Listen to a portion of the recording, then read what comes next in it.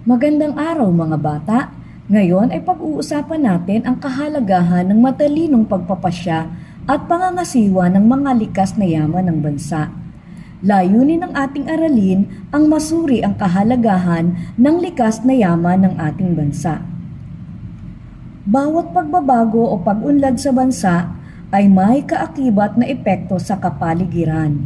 Maaring ito ay may mabuti o masamang epekto ayon sa kinalalagyan ng pagbabago. Isa sa pagbabagong ito ay ang industrialisasyon. Ang industrialisasyon ang malikhaing pagtatayo ng mga industriya, pagtatatag ng kalakalan at iba pang mga gawaing pang-ekonomiya. Samantala, ang industrialisasyon ay mayroong mabuti at masamang epekto sa kalikasan.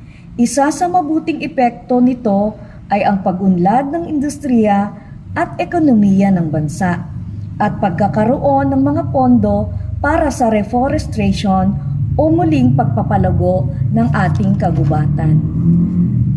Gayunpaman, may kaakibat ding masamang epekto ang industrialisasyon. Ito ay ang global warming, ang pagbaha, pagguho ng lupa at polusyon. Ang mga ito ang isyong pangkapaligiran na kinahaharap ng ating bansa. Bakit umiinit ang mundo? Ang global warming ay ang pagtaas ng temperatura ng atmosfera ng mundo, sanhi ng greenhouse gases na manggagaling sa mga industriya at mga kabahayan. Talakayin naman natin kung bakit umiinit ang mundo.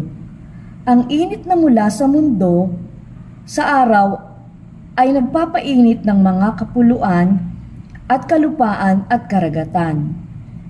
Pero may lumalabas pabalik sa space, kaya saktong init lamang ang naiiwan para tayo ay mabuhay.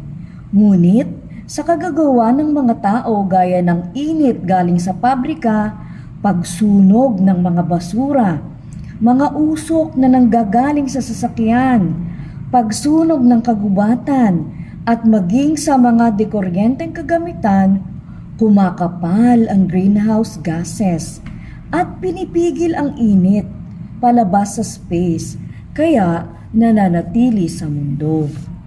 Ingatan natin ang likas na yaman ng ating bansa. Ito ay regalo sa atin ng Panginoon.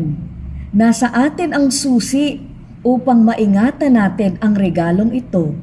Huwag nating sirain.